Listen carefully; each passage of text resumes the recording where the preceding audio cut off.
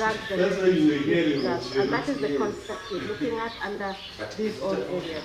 So we're looking at using central contracting where members jointly come together, conduct tenders and award tenders through staff who are competent and trained, which is currently not there in the current plan. No. Why am I saying that? If you look at the year 2021-2022, the budget for the basic education, you're looking at 544.4 Makes it billion. difficult to follow. That was a lot of Makes money. it difficult to follow Of the which presentation. 12 billion was together for pre-primary education, 2.5 for recruitment of teachers, 64.4 for 3-day secondary education. Okay, and this includes insurance, and then 5 billion for examination fee waivers, and 1.96 billion for the school feeding program. These are humongous amounts of money that if you look at the Public Finance Management Act of 2012 and you look at the Public Procurement and Asset Disposal Act of 2015, reviewed 2020, the way these monies are supposed to be handled are not being handled like that. Now, you look at the mandate of the principals in buying and how they buy. They are two very contrasting, and this the Auditor General has raised a number of queries because they just started auditing national schools last year. Professor And John, previously they were being done by the school auditors. So these reports already show that we have huge gaps this in terms morning, of I also forwarded your personal email. financial management of these institutions. Tomorrow, yes. And now that the government auditor is coming in, we are looking at a very grim picture of non-prudent financial institutions. We look at some of these schools, they are having 3,000 students, each student paying about courses of about 50,000+, excluding the waiver that they are getting from the government. That money is a lot of money. Even some universities are not getting that kind of money. So yes, there's a lot of issues there. So we are going to use the Forces 5 Forces model of competitive advantage because we assume that the firm will be the consortium and they will be able to look at how they can, with the specific buyers or buying power of buyers. When they come together, they have a negotiating power onto how they are able to manage their suppliers. They're able to negotiate for contracts, among others. So negotiating leverage will be there because they will be buying in volume. There will be standardization of prices. There will be standardization of specifications. There will be standardization of bidding documents. And there will also be standardization of evaluation formats. And we're looking at bringing in all suppliers on board. We know that currently using the national government is trying to increase the tax bracket and is also trying to make sure that the for access to government procurement opportunities is expanded. Yes, we know suppliers in schools fall under AGS for most of them, but they are not registered. So this is an opportunity to actually expand the registration bracket of this AGCO and know if we are achieving the 30% threshold that has been set in the Constitution for the AGCO facility.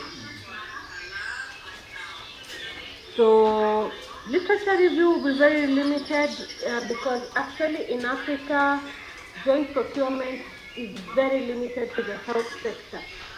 And very few institutions, actually it is only KEMSA, and KEMSA is coming as a third party to do that joint procurement for and on behalf of the other institutions.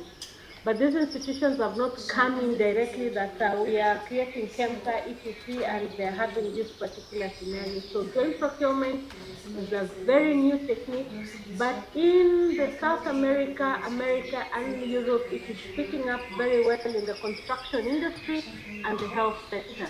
So this is an opportunity for the basic education sector, among other sectors, to pick it up. As we can see, we are still talking about the health sector and also about the construction sectors where it is in, but not yet enshrined in Africa.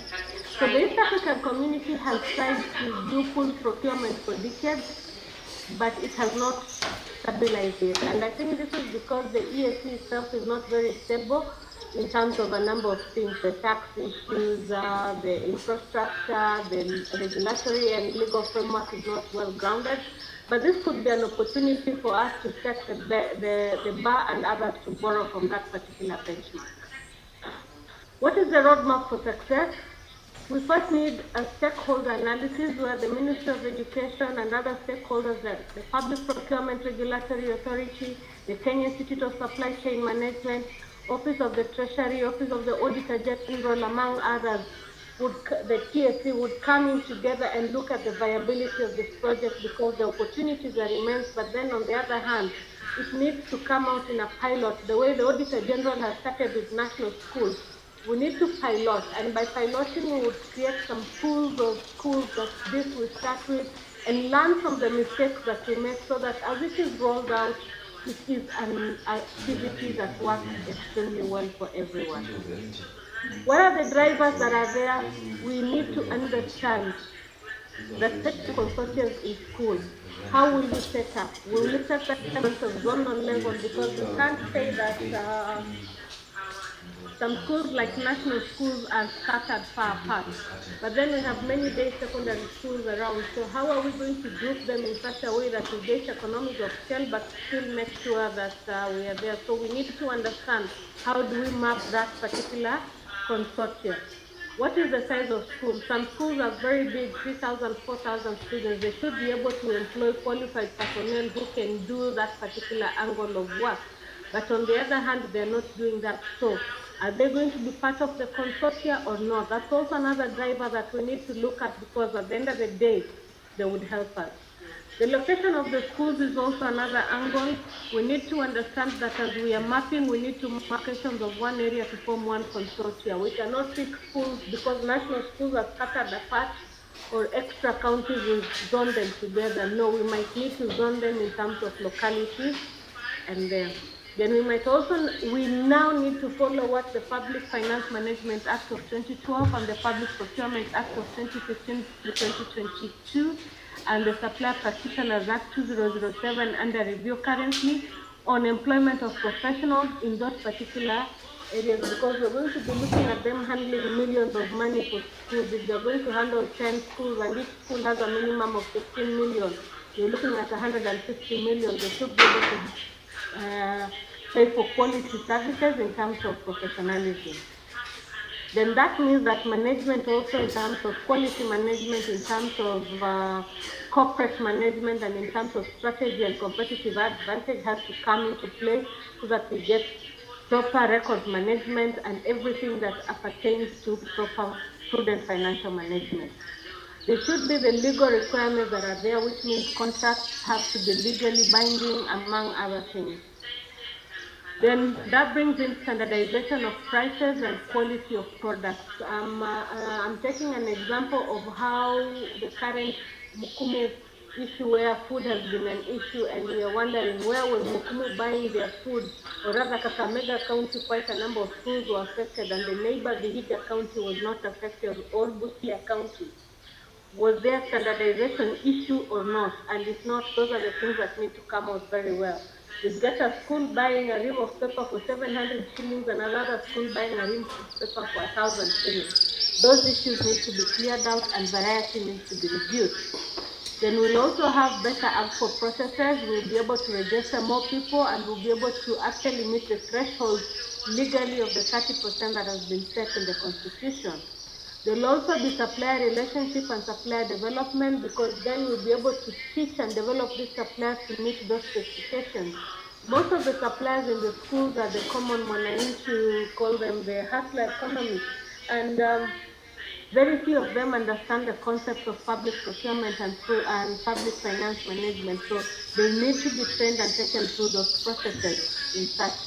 And because of that, there will be better stock management. I was wondering how Mukumu lost millions of food. How much food was that was being stocked?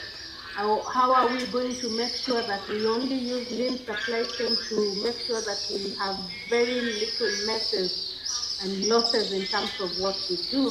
And finally, we should use a lot of information technology to actually have open systems and be able to communicate well in that particular area. What are the benefits? You are looking at administrative benefits, you are looking at financial benefits, you are looking at competency improved, you are looking at entry door for sustainable procurement, we are looking at environmental solutions, we are looking at inventions of new things, we're looking at price management, we're looking at negotiating power, we're looking at introducing even new products into the market, into the national market. We're looking at standardization, variety reduction, we're looking at quality improvement and records management improvement. We are looking at reducing our stock holding costs while at the same time improving our quality and stock turnover.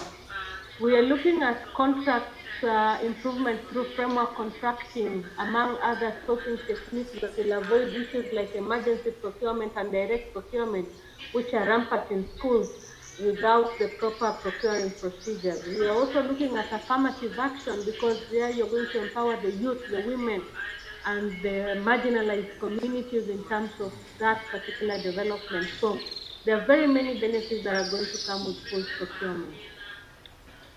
The challenges that are going to come in will be culture. Nobody wants change. Therefore, the status quo will really be an area where many people will, there will be a lot of resistance to that particular change. Competition.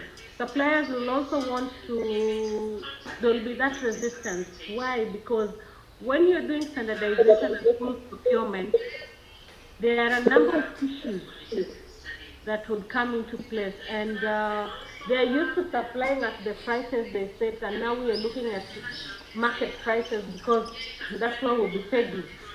So there will be that. There will be other third-party producers who will come in, or third-party suppliers who come in, form their own consortium, and therefore competition will be. There's also the legal and regulatory framework. As much as this full procurement is entrenched in the TPADA 2015 review 2022 and the PSMA, it has not been worked on well in terms of the regulations, and also it needs to be done. So there is some policy guidelines that need to come up with that.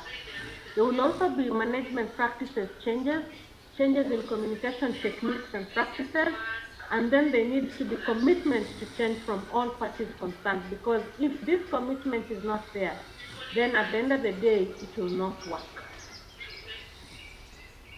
Recommendations. We need to do an audit of academic and professional qualifications for all non-teaching staff in schools so that you know, can they be seconded to the consortia? Do they need further training, or what is the way forward?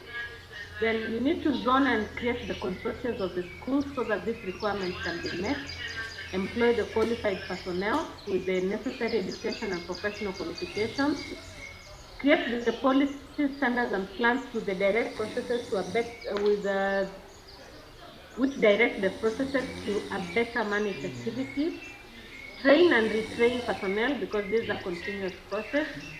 Implement it in phases so that the mistakes that we make in phase 1 will not be done in phase 2. We will correct them as we go on. And that way we will have a proper way of implementing and not just roll it out at once. Set up proper documentation processes and have storage capacity, or work out on proper night storage capacity of this. Taking into consideration what happened in Mukumu, then we know that storage is another issue, because the school's biggest consumption is food. Conclusion, I believe full procurement is a way to ensure prudent and efficient financial resources management of schools, in secondary schools, employ professionals, and also reduce waste within the chain. Thank you. God bless you. Thank you, Dr. Project, for your well-done presentation and very insightful. I want to welcome the audience to interrogate your work so that you can respond to them. So please, audience, if you have any question, any comment for the work that has been presented by, so that we can interrogate the document make it better. On my part, Return back question on ethics. this idea of consortium buying. My only concern was the challenges that we have had, for example, with cancer, the issue of corruption and corruption. Whether if you are within your study or your paper, you have also addressed how such problem will be addressed. And the issue of zoning. If we are zoning schools using location, we're saying that we will continue having this discrimination where sub-county schools remain alienated from the national or extra-county schools. So as you respond, please also respond on that, where we are seeing this system will continue the idea of discriminating of the sub-counties and